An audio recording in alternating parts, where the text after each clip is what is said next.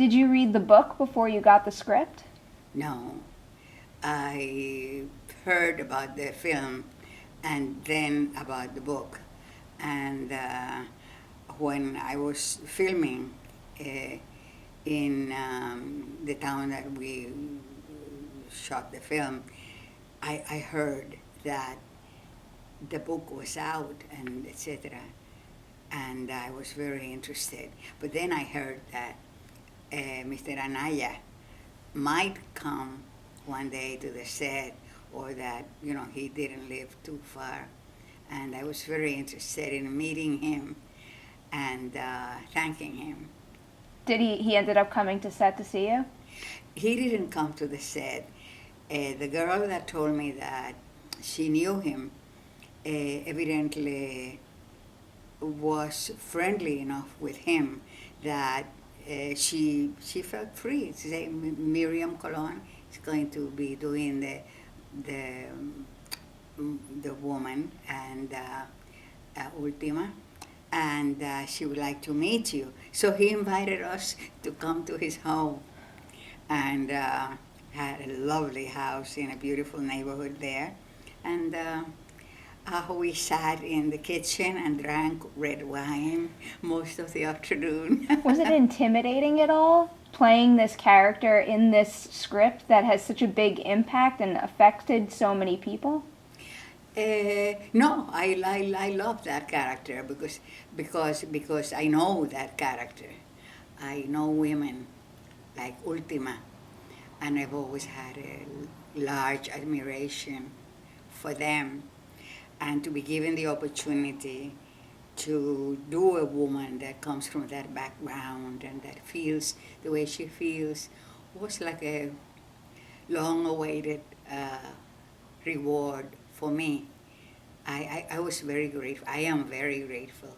Was there anything you learned from playing her, like as a person yourself? Well, I learned that that the Ultima is something that makes me very proud to be a Latina. But I was fascinated that one of our novelists and writers chose a woman of such moral and spiritual stature.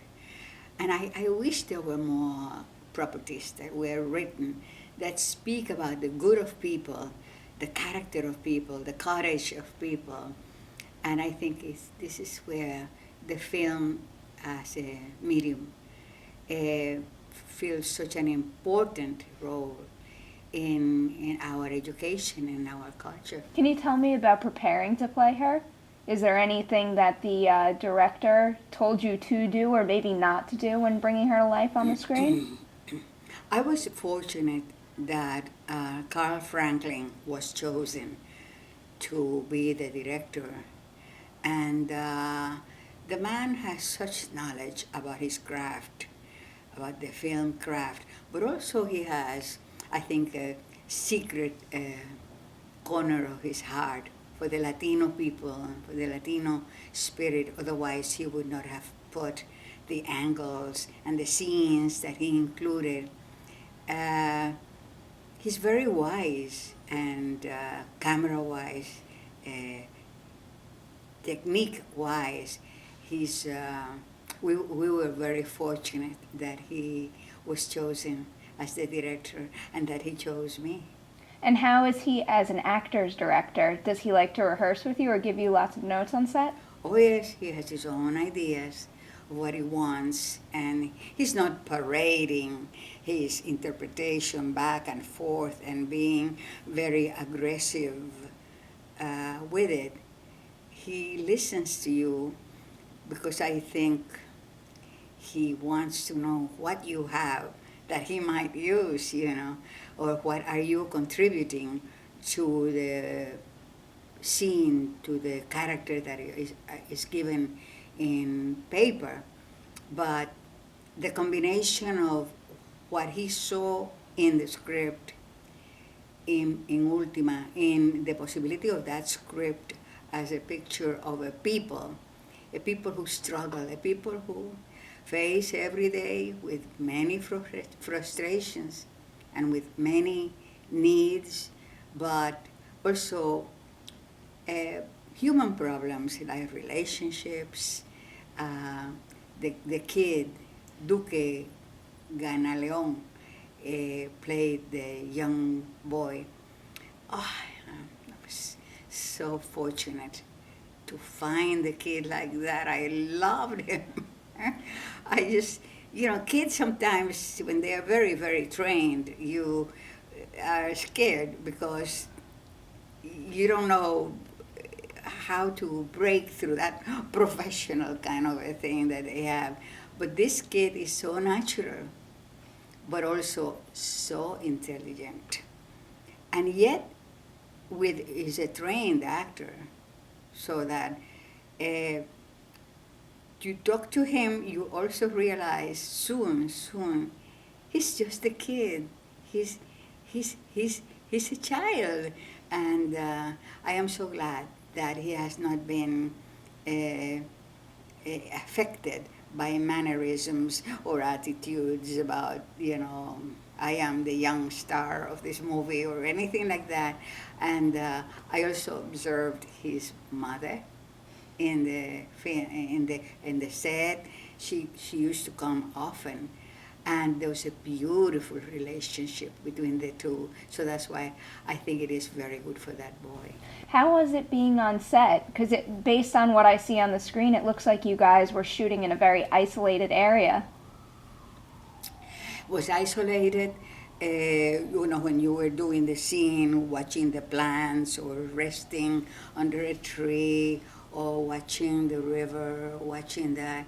But the isolated area is a glorious area of United States, which is where those mountains are, and with that sky, that immense sky, and the trees, and the abundance of nature, the beautiful of those sunsets. I felt, oh my God, this is like a vacation, because as a child, I never was taken to the country and, summer camp and things like that. This was like paradise, and then to be paid for it, for everything I was doing. It was like a gift. It's a gift for me. I'm thankful, and I'm proud to have been a part of it.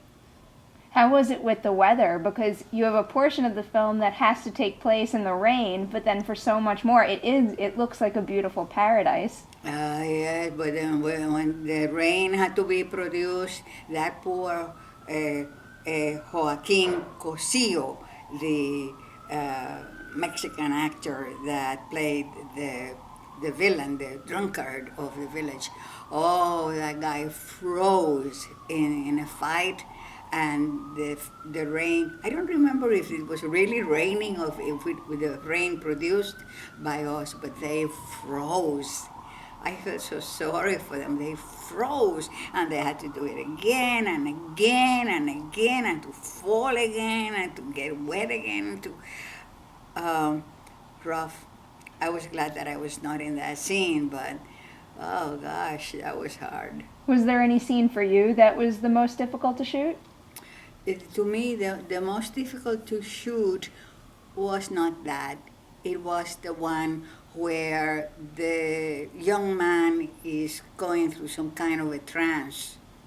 And I understand what is going on. The others around don't understand. And it is a symbolic pulling out of the negative from him. In the film, it happens with the fact that he goes into some kind of a convulsion, and something comes out from his stomach, from his being. Very dramatic, very, very strange, but but that happened, and I understand. I've been told that sometimes when people have like a poison inside, like something that has to be thrown out, expelled from the body. that happens literally in the film, and we had to do it again and again and again, and there was some details, that had to work in order for it to be effective, and it was done until the director was satisfied, and I said, I guess that's symbolic of when you have something inside that is poisoning you, that it is necessary, it is urgent to find a way to expel it and get it out of your system. So I immediately I reached my own conclusion about what is this, and this is, how you expel from yourself, from your heart, from your mind, the negative, the bad, the destructive, and you see maybe that's what the movie was trying to show in that. And I never discussed I never discussed that with the director, or did I? I never dared maybe call Mr. Anaya and say, Mr. Anaya, isn't that really what was happening there? To see if he would agree. To see if he would agree with me. I didn't have the heart. Also, I never had his phone, and the director was too busy. So I was afraid to go in a little corner and say, Mr. Franklin, excuse me, isn't that symbolic? He would say, oh, this studio actress here is incredible. You know what she asked me about the evil that is in the boy? And I said, no, I better not ask too many intimate questions about it, because they might think that it's my training, as a method actress and a Stanislavski student. That's why I didn't. A moment like that has such deep meaning, but what is it physically on set? I mean, is it just a black ball that is a prop? No, there was something that was put in the mouth of the actor that is supposed to be in the trance. Then it had a very thin, like plastic thread, but it was almost totally invisible. So at one point when he goes into the convulsion, he goes, "Wah!" And it had to come out, because she was there, and she said, try again. And when he had to do, there was a cue for him to open his mouth, and then the technician over there behind the camera would pull the thread, and this thing would go flying out. At first, I was scared. I said, excuse me, what's going on? Then I realized that was the particular effect that had been designed and that had been practiced, and it was done, but it was scary. What are you hoping that this movie goes on to achieve? Because there's a lot of lessons to be learned through this character. I mean, you even said it yourself. It forced you to explore what she believes in a little more. Yes, I hope that this film establishes a new preoccupation for going to subjects that have great human qualities, spiritual qualities. The script is not a film about spirituality or about religion or about brujeria. They've asked me, were you played the witch? I said, no, I did not play the witch. I played Ultima, who had a great discipline, who had beliefs. She was not afraid of the earth. She was not afraid of the forces of nature. That's what she was. But she was not a bruja. And I never incorporated anything de brujeria in her, because I didn't think it belonged in her. And what I played was a strong, unafraid woman that also, she was not afraid she confronted the villain of the town with her head high, and she did not take a step back. And now, what's next for you? Do you have any more movies you're working on? No, I have gone to a couple of interviews, but yeah, quite truthfully, I don't have anything waiting. You have I a don't. very long resume, though. So, after all these years, is there anything you haven't done yet that you really want to? Well, I have done everything from a Queen, Lily Uokalani on Channel 13 about 20 years ago, to the little harlot in the bar, to the little peasant girl that just came into town and doesn't doesn't express herself neither in English nor in Spanish properly. I played the grandmother. I played the wife, the secretary, the little Indian girl, the um, a lot, a lot of women, but I had never played a woman with the loveliness of Ultima. Maybe the one that came a little bit close to that I really enjoyed was Mama Montana in Scarface. And the kids still in the subway, still they recognize me sometimes.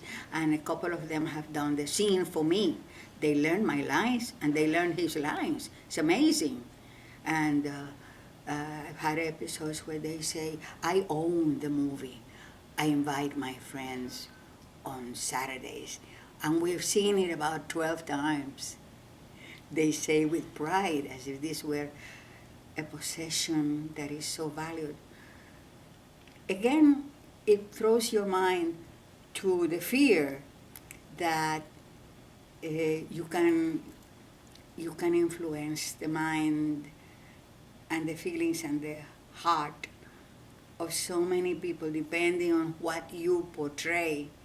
And I hope that there will be more Ultimas written and more men like Mr. Anaya given, because that richness is right there. Here, you wrote it, you have it, you know it, they are a reality, and yet the emphasis goes to present the extreme violence, extreme cruelty, extreme meanness, when there is so much more that we could say about the nature of people and the possibilities of people.